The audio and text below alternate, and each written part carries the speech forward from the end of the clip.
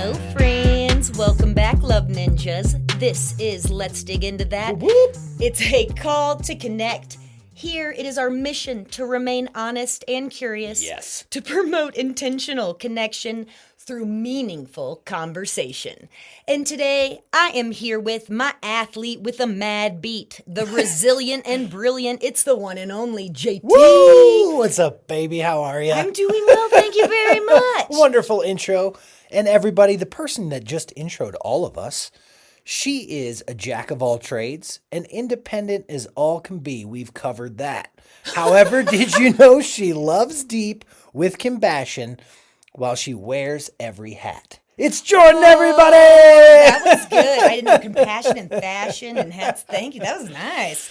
We have covered that. That was a strange rhyme, but it came together. You are Came a together. poet. Something tells me that your skills will come up today.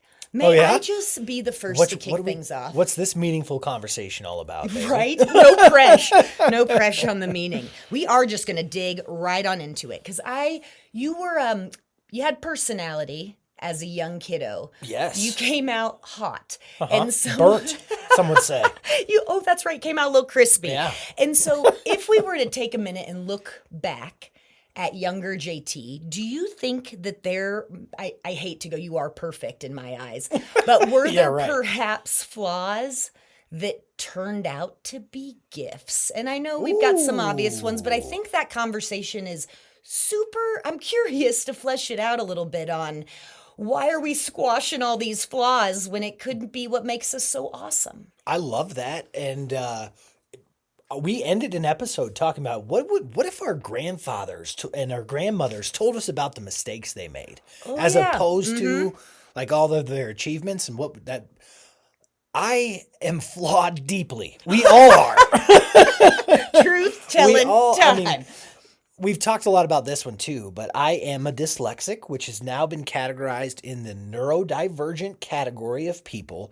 And that was such a huge flaw in the eyes of other people. That's a real challenge. Diagnose and then help you along. Right. And so the way that all of that unfolded for me was back in the day, aging myself a little bit, you called people on their home phone because no one had a cell phone. Right. Yes. And I was taught to be polite. So you always said, "Hello, Mrs. So-and-so, this is JT. I was wondering if I could please speak with Jake." And so I made this phone call to one of my friend's house, and the mom answers and goes, "Oh, I'm sorry, JT, Jake's over at Spencer's house. Let me give you the phone number over there." And I start trying to write it down on a piece of paper. And at this time, I'm in 4th grade. Okay. And nine-ish. And I didn't know my dad was looking over my shoulder. Right. Okay. And so he watches me not be able to write down the phone number that's being read to me on the phone. And what did you write? What's that? Were you going to get that number? Could you memorize it? Yeah, what I would do is I knew how a phone number worked, and this was also before area codes. Right, so I only had 7-digit 7-digit numbers, and usually if you're in a certain area, they all started the same. So I really only needed to remember the last 4, and I could always get the first 3. And so all I wrote down was the last number. Nailed it. That's how I got there. Yep. But from that experience, what happened in my life is my dad went to the elementary school the next day and sat in the office until someone would evaluate me. And that's how I was deemed and categorized as a dyslexic. And that was a flaw in every adult's opinion in my entire life for that year. And it was a real big struggle for me to. Well, they might have looked as a challenge. I'm sure there were some that we've heard. I think I've mentioned here that one of my cousins with dyslexia, they were like, "Why didn't you fix this in 3rd grade?" And you're like, "Whoa, whoa, whoa, whoa! Yeah. Hold up the blame train," because that's so heartbreaking. But even in that moment, my mom did something that I'll always remember. Because she didn't see it as a flaw, as you said. She was like, "You have made it. You've been look at this little wizard achieving all of your grades and doing a great job. That's a superpower. And figuring out how to make it happen." And she was the first person to sort of let me think about things. And I realized, yes, my brain works differently. Why is that a disadvantage? And I started thinking that way almost instantaneously. She made acceptance a possibility. My mom was like, "Wow, how have you been doing this? And I was like, well, I always sat next to the really smart kids that rose their hand all the time. Those hand raisers. I had these little tricks like, hey, that word looks like it's spelled funny. And they'd be like, oh, no, that's spelled right.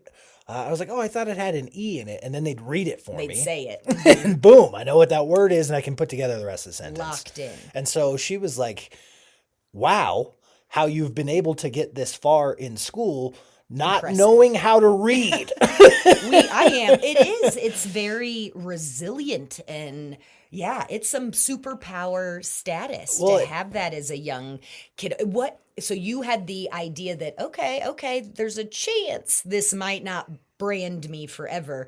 But we all know that our parents, if we're lucky, they think we can do no wrong and we're all the best singers and should American Idol. I don't think I've ever made an American Idol reference. I don't think, that's a weird one. And so was it enough to be at that a certain age, like your parents are your whole fourth grade? That's so cool. Do you remember, was there an outside teacher? Did somebody else, or did you said that everybody saw it as a flaw? And I'm like, oh my God, thank goodness for this one human. Was it just your family that said, you're going to be all right? So my fourth grade teacher, once she had this information, she's still to this day my favorite teacher. Thank you, Beth Arnold. Yay. But what she did is she got parents of people in class to help me out, and they viewed it the same way. They were like, wow, dyslexia, that just means you think different. It doesn't mean neurodivergent. It doesn't make you like most people were, this makes you stupid. This makes you slower. This makes you disadvantaged. But my fourth grade teacher, Beth Arnold, and then she brought in Mrs. Buffer and Mrs. Baird. He's just proving a point that I don't remember names often. And so, yes. Well, again, my brain works differently. I remember the weirdest things and don't remember important things often. That's okay. They really keeps things interesting. They really showed that what I had been doing up until this point in my life was problem solving. Mm-hmm. To put it into basic terms, is I figured out how to solve problems.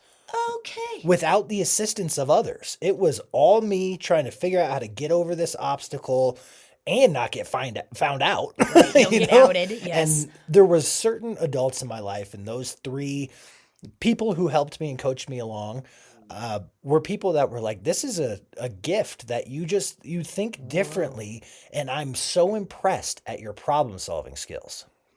That made it so incredible. The rest of my journey, I was able to frame it in a way. For instance, Mrs. Baird, we'll have to have her on. Mrs. Baird, if you're listening, we'd love to have you. We'll reach out. Some girl in my class's mom instantaneously was like, you know who? Oh my gosh, we know Mrs. Baird, don't we? Yes, we do. Oh, okay, I'll text her. Do you know who else was dyslexic? Is what she said to me? Steve Martin. Albert Einstein.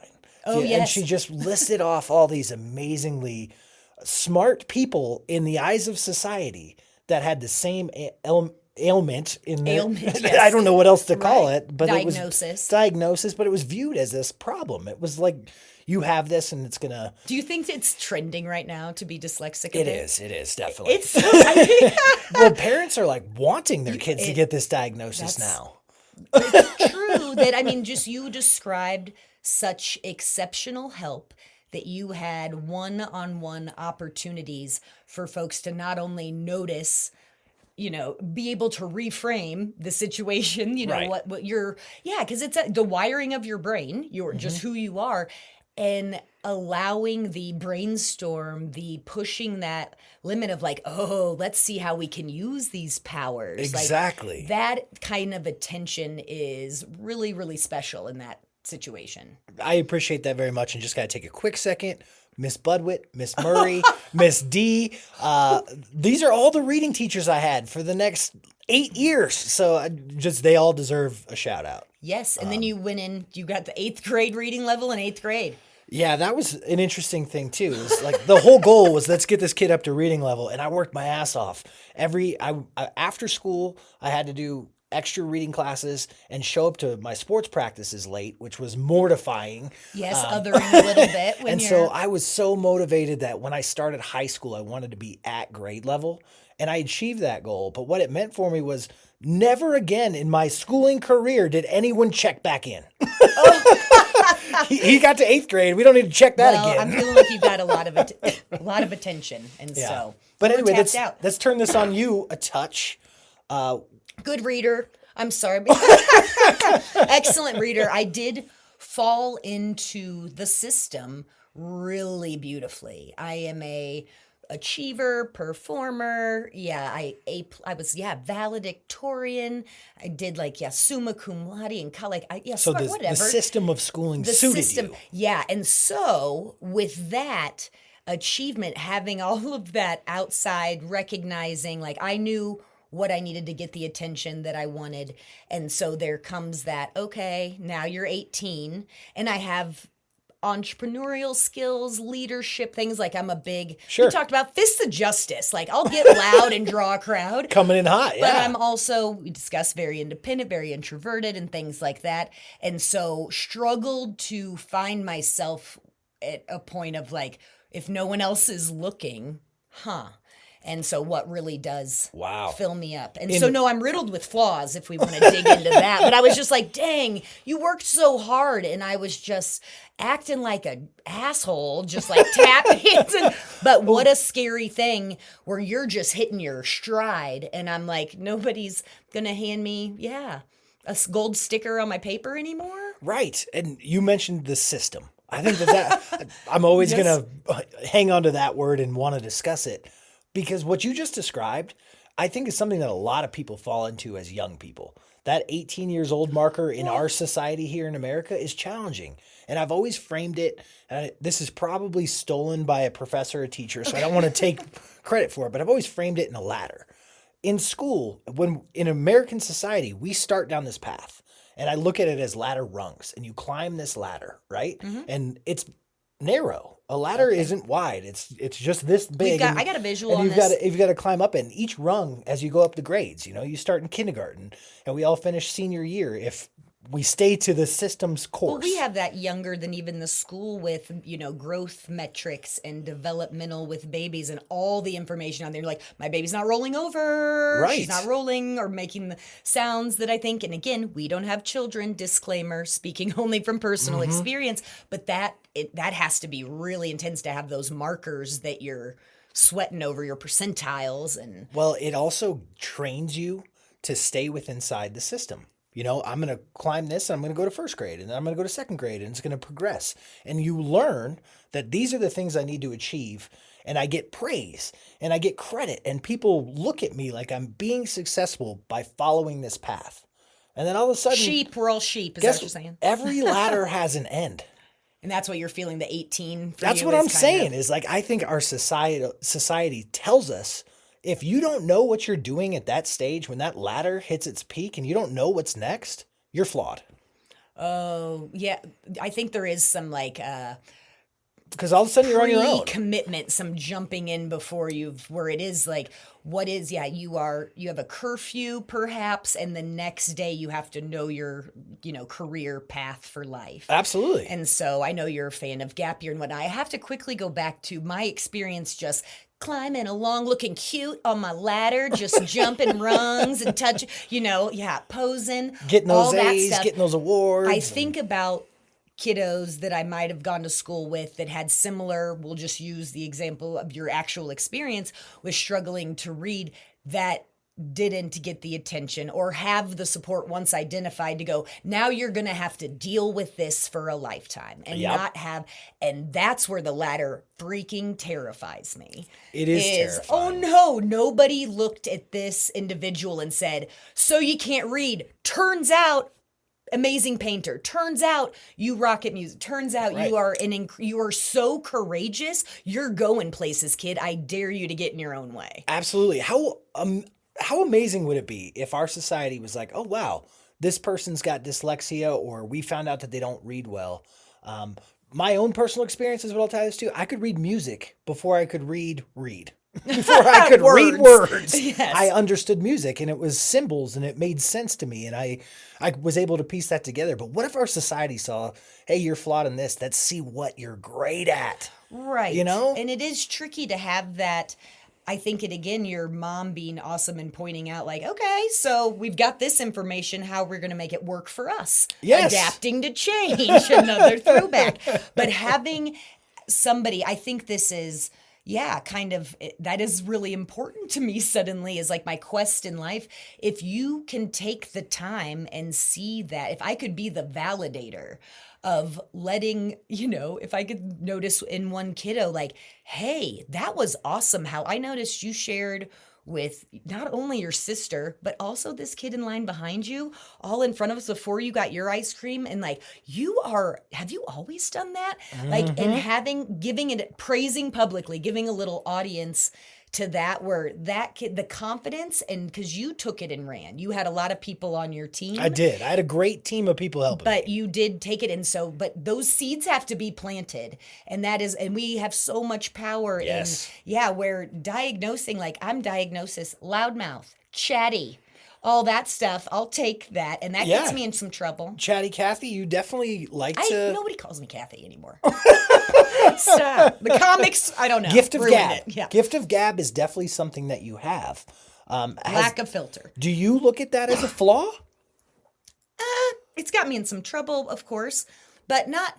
I think that I struggle to be a great listener because I interrupt. I am thinking about my next thought. We've chatted a little bit. It gets me in trouble where I'm like, dang, I have closed windows on folks that I pride myself on being a great receiver and a good protector and holder of information. And I'm not super judgmental. I think my girlfriend tried to put me to the test when she came to visit recently. And I can't really get razzed up. And so when I fill in a pause in that sentence and they are shut down, I have moments passed. I kind of ruined it.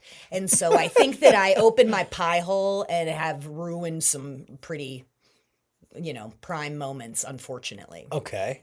So flip that on its head for me. Okay. And see I procrastinate a lot too. And see if you can figure out where the strength in that could be. Does that make sense? You undo it? No, I think the strength I can definitely do it if you want me to, but go ahead. Go ahead. Yeah, I'll let you take my I think people diagnose me, baby. I think people that have the gift of gab, yes, there can be inherent things that are a struggle, but at the same time, in our culture, in our society, people are too quiet. You're not afraid to speak your mind, give your opinion, and that is terrifying for a lot of people. It is a strength to be able to say how you feel. It's literally like how healing and connection happens. My bravery works in very specific environments where I mentioned a good leader, but I am a start small. And so I agree that there can be a lot of power in that, but I think that my awareness as I've grown is what's really, so there's an opportunity. Like I'm learning to giftify, to strengthify. And because I think if people want to listen and hopefully I can learn to shush for a half minute and I can be that place like winning. That sounds like I've done like living a good life. I think you see what I'm doing here though. Should I start a podcast? Because exactly right. There you go. Now you're thinking.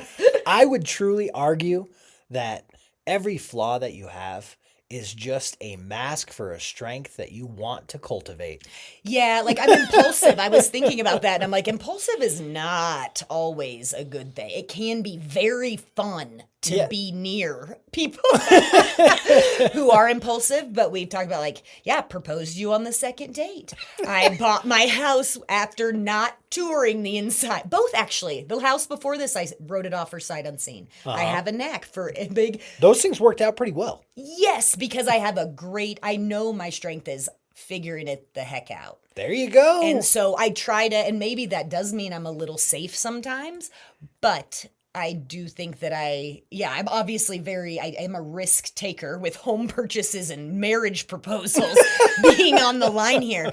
But I do think through, and I'm like, the minute that prose section starts to like, dwarf the kind, I'm like, all right, I'm in. Like, it's just my turnaround time. Because you say a lot to me. Your brain works so fast. You say, I'd really like to just have a conversation. And my face goes, oh my God, all I need to know is Friday or Saturday. Right. Friday or Saturday. And then he's usually, okay, maybe not usually. He's often right where he's like, hey, if we Friday chose to make that drive, if we looked at the weather, Saturday's actually way better. And I'm like, oh, right. And so slowing down a bit where my impulsivity might not be. A lot of times what I'm saying when I'm like, hey, I just want to have a conversation about it, it's because your brain works so fast that you've already come up with a solution to what I've brought to you. Like, hey, it's going to snow on Friday. Maybe we do but you're like, okay, scratch it. We're doing it next weekend. And I'm like, whoa. I was just saying it might snow. He's not wrong that my brain works at, I don't know, I should come up, like people say like pinball machine, but waiting for that sucker to roll down to the flappers way too slow. Like I am like air hockey, like cracked out air hockey. And so it does where he's like, here's a tiny obstacle we might be presented with. And I'm like, boom, 18 solutions. Words are falling out of my mouth in half sentences. Right. When I was looking like, maybe we should leave 15 minutes early. And you're like, next weekend. And I'm like, no. I just want to have a conversation about it so we have a better plan. Yeah. And again, I'm going to encourage us. I am great with conversations that involve one other activity for me. And that is the struggle with my listening again. That I'm like, if I can fold laundry and have a conversation about Friday or Saturday, or we can be walking and loan the dishwasher, I'm great at it. Or driving a car. In the car is a great way to get me. So flaw would be you struggle to listen. Strength would be you thrive at listening when you're doing other things. That's a strength. That's true. You know what I mean? Like, I know. So, yep, you're welcome. This episode of Let's Dig Into That is brought to you by... Welcome to the game of foibles. Foibles! Where your perceived flaws are the foundation for your power. To begin, draw a card. Maybe it's sensitive, abrasive, an ADHD diagnosis, or just plain stubborn. Then, hold on tight. You're not different. Don't feel othered. You're on your way to unexpected fulfillment. You might find fame, fortune, or become the next prime minister or mega pop star. How? The game of foibles takes you through life's twists and turns, showing how your quirks, whether it's dyslexia, being too much, or your particular flavor of super chatty neurodivergence, these are the keys to success. From finding meaningful careers to cultural distinction, the game of foibles is all about transforming weaknesses into your edge. Lack of focus with a crap attitude, that's your secret weapon, and we've got the playbook to prove it. So grab your cards and roll the dice with the game of foibles, where imperfection is your ticket to the top. Wouldn't this game be cool? All right, baby, I was kind of letting you off the hook a little bit, but you asked me a great question about the people who played a pivotal role in me seeing this quote unquote flaw and turning it into a strength in my own mind. Tell me about the people in your life that had that experience, or maybe even just the life experiences that was like, I have this flaw. When you shifted. And when did that shift happen for you? When did I acknowledge my superpowers? What comes to mind is like, I'm bossy. Oh, yeah? Yeah, and so that was an easy one and very sensitive, like young, when you're like, oh, she's too bossy. Like, I was teacher, I was boss, and so you are too much. Right, and so I'm trying to exactly right. People told you that. Of course. Oh my gosh, like that makes me so angry. No, hold on. You have witnessed it. I'm so glad you used that phrase, because I was going to say like being extra or loud or, because I am, again, a positive energy. I'm not being... Take up your space. Mean and angry. Do you recall, were you with me boarding the plane when the flight attendant... Yeah, I remember that. You need to go ahead. So, this is not necessarily bossy, but it's about being a lot. Yeah. And so I believe we were headed somewhere fun. Destination unknown. Costa Rica. It wasn't heading somewhere sad. We were not headed to a devastating event to sign paperwork or bury anyone. We were going somewhere probably pretty fun. And I board the plane, and this flight attendant is like, I'm going to need you to come from here, raising that hand up high, down to about a here. And so... and brought it down to her hip? Yeah. Oh, man. I believe it was a he. Oh, was it a he? Yeah. It was a very adorable glassware where could have got away with, like, are you being funny or a little snarky? So I did not take it personally because, again, fun busting hard. But I was like, oh, dang. Like, I see you're at a here, let's high five. More the energy I'm looking for. So, but when did I decide When did that shift happen for you? And just being a lot is embarrassing and like talking too much. No, it's not. I interrupt and I talk fast. But no, when you're little, you just feel, I can't say anything. I have to pick my words and you are hiding. And I say this too much, but I'm funny and it's really hard to keep those in, like a sneeze. It's just trying to. It's just you telling this story. It makes me pucker up my butt because it makes me so angry. You're the only person that digs this besides our. That's not true. Thank you, Love Ninja. Please don't tell your little girls that they're too much ever. When I witness that, it literally does make every muscle in my body just like compulsion. I think there's better word choice for even like you're being too loud or because there's a volume concern in certain places. You're having a family dinner, but I think there are hopefully more positive ways to be like, I love that you're singing to us right now. Can we do your full performance where we can give you our full attention? We got to get a bigger audience here. Yeah, we got to do something. But it is so hard. I feel like my own little girl. It's like, oh, she's always the boss. And I'm sorry, but I got good plans, people.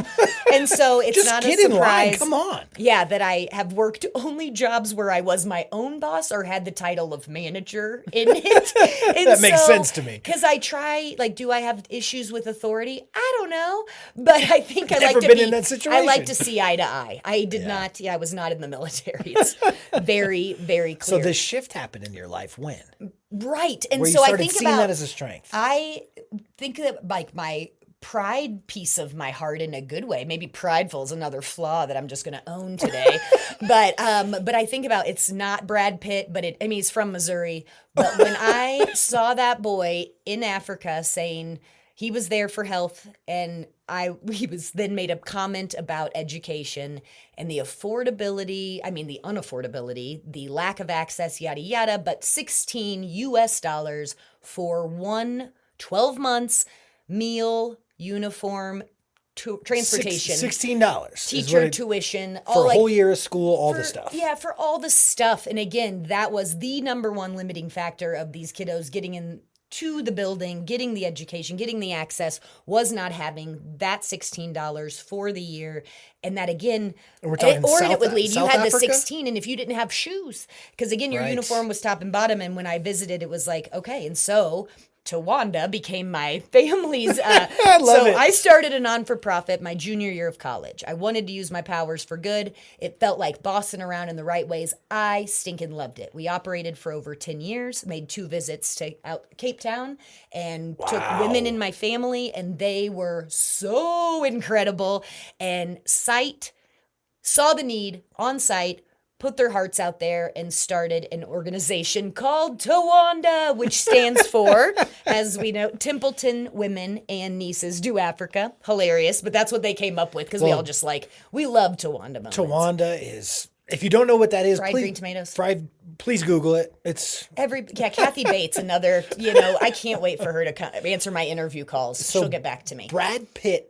So Brad Pitt is not necessarily, but it came out of his mouth, and that was a really powerful moment.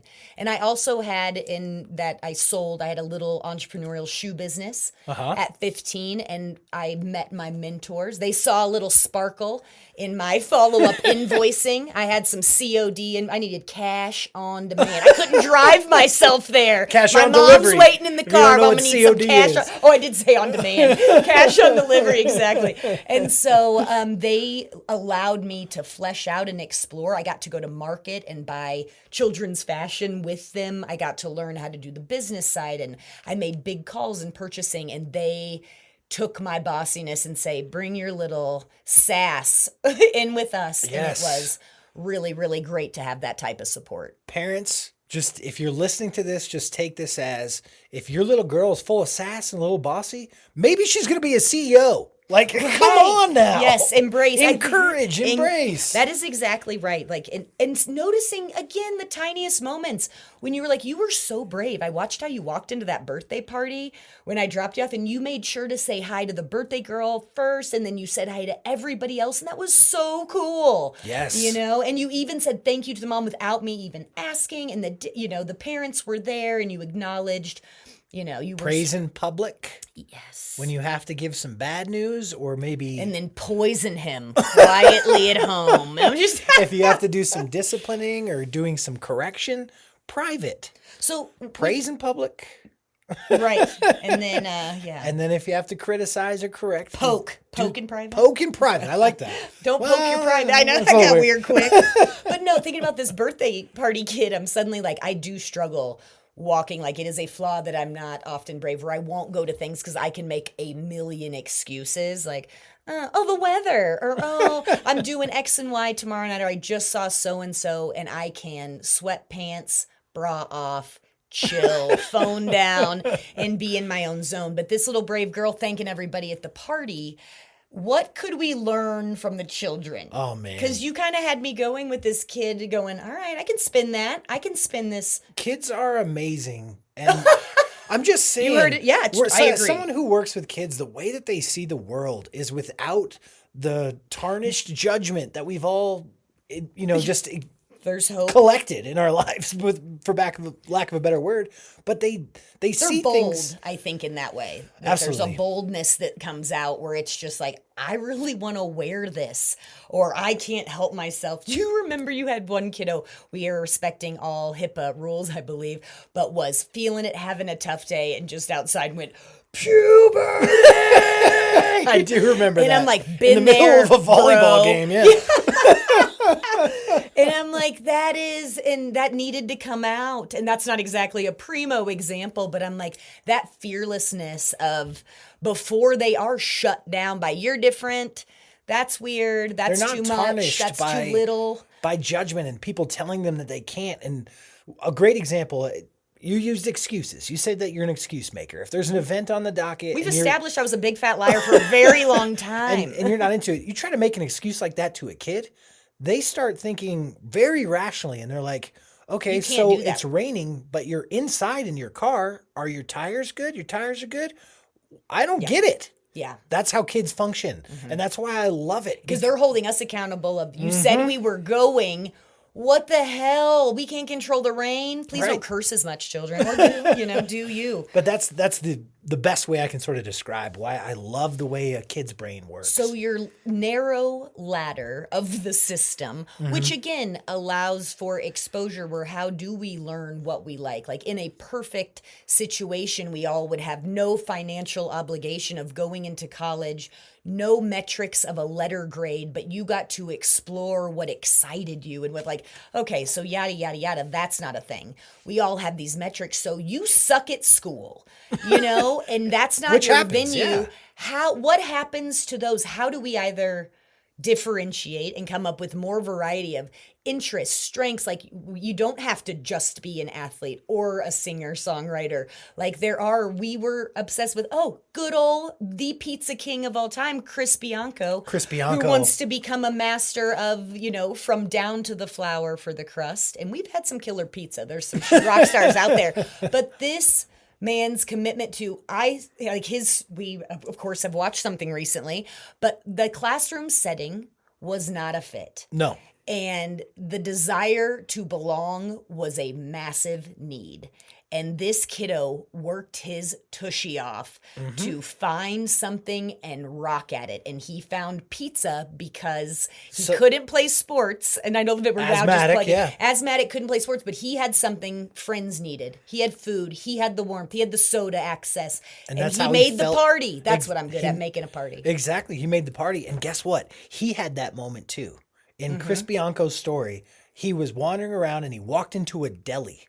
And the man who owned the deli taught him how to make little mozzarella balls. And that started his journey into being the best pizza maker in the world. Let's go ahead and scope out. If you have strength, share. Maybe that's your role as an adult. As a high school dropout at 17 years old, this deli guy was like, hey, you're really good at making this mozzarella. Yep. And now he's makes the best pizza in the world. Like, yes. That's all it takes. That's sort of the point that I think you're making of, if you're not good at one thing, don't give up. We believe in you. I guarantee you, you've got other. Your weakness in school means that maybe you have a creative mind or that you're an amazing chef. And I think culinary school is a wonderful example of like the next path into doing something creative and beautiful where you create. Mm-hmm. And so my answer to your question is creativity. Right. If you can just pick up something that's, whether it's music, art. And what makes you feel alive when you're doing it. But whether from nature to just, your creativity doesn't have to be a massive canvas where you can get creative with your body movements. You can get creative with the music you're listening to, with, time of day you're waking up and just like, you know what, there's like a million eclipses this month and like planet parades aligning, and stuff. Yeah. Like make that a weird thing you want to see or try to. I am so grateful. It's hopefully cloudy I can't do that nonsense in the middle of the night. Absolutely. Those people are nuts. And again, I don't want to talk to parents too much as a non-parent, but if your kid's struggling in the traditional things, we think you're amazing parents. Look to the creative arts and see what they could possibly thrive in. You know what I mean? There isn't one clear set path. And that's why I was talking about the narrow ladder of the system is there is these check marks and we get awarded and we are praised by following this one path that we are all supposed to do. It's limiting. Mm-hmm. It's not for everyone. If someone's struggling, figure out where you can sharpen a strength. For, the top of your hill's the top of your ladder, no ladder. Keep climbing is kind of the moment there. Absolutely. Find something you love. I think there's a little bit, call me crazy, a little bit of hope, dare I say, a little bit of optimism maybe, that perhaps, I know this is a tricky time and place in the world to say this out loud, to dare to dream like I am, but that we are being more accepting. Like think about, you were just saying every parent wants a diagnosis to know either how to help better or to get some funding. It's tricky. But that, where we aren't, do you think culturally we are maybe being more accepting to what we had previously or traditionally considered to be weaknesses or, I would say yes and no. I really do think that American culture for a long time has really pushed towards perfection. So and it's problematic. That's tricky to change where it is really it is. And socially, I think we were on a path to be a much more accepting of differences, especially in the mind and creativity. And I do think with autism and the spectrum, there has been a lot of growth in understanding how amazing those minds are. And lots of work to do, like integration and figuring out how much amazingness we have been discounting. Yes. And what we really could, a little bit of compassion, a little bit of education. We're working on it. Well, there's no such thing as perfection, so quit trying to achieve it and realize that there is so much amazing things going on that we discredit and have for a long time. And that's sort of the whole punchline of, I truly believe a flaw is just a mask for one of your greatest strengths. So, I will say you are an incredible poet, not something, and yes, you can do spoken word, but I've seen you actually write the words. And that's something you wouldn't necessarily, and I think there's probably some power in why was that a medium that might... Yes, I struggled with writing. I love to write. It's my passion in this world. Whether you can understand the hieroglyphics, I'm not saying that now, but I love to tell a story and piece together and use words, and I organize them differently, but I always struggled with grammar.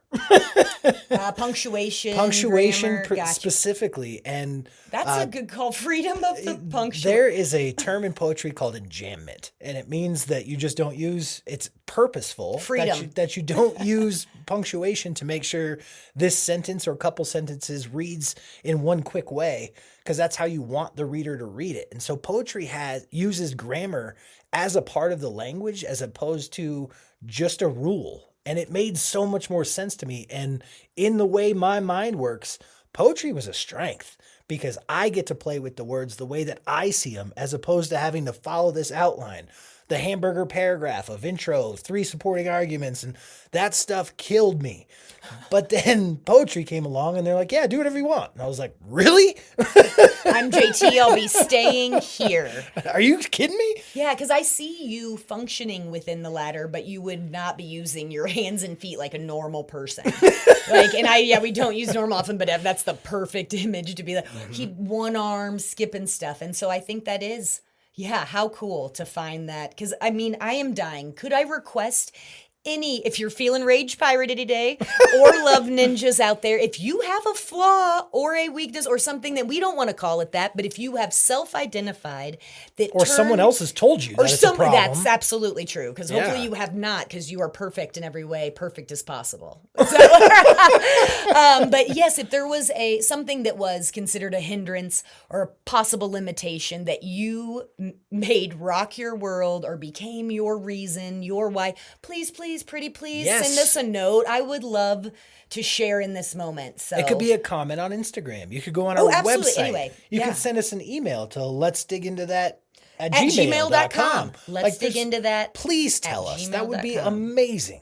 Yes, sidewalk chalk, and then some sort of Google Earth. We can, however you want to get it to us. So I think that trusting your gut seems like something that we haven't said as much with. I'm like, man, leaning into what you love, because it's hard when you're like, man, my best buddy's great at math and this one's great at science.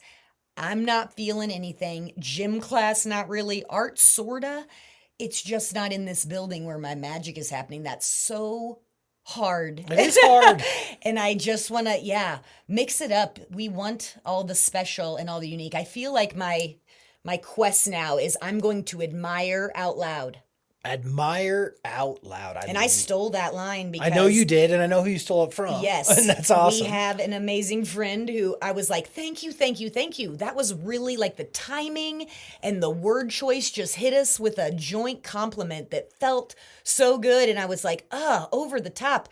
And then the response was like, duh, admire out loud in a much more cute way. But that's how I took it. Like, yes, be my mission. And trust your gut. Just to go back to that for a quick second. When I think about that in terms of these inherent flaws, if you don't think, and I have air quotes going on for all of our listeners, for these flaws, if you trust your gut when someone's saying, hey, this is going to be a problem for you, and your gut's saying, no, it's not. Listen to your gut. Right.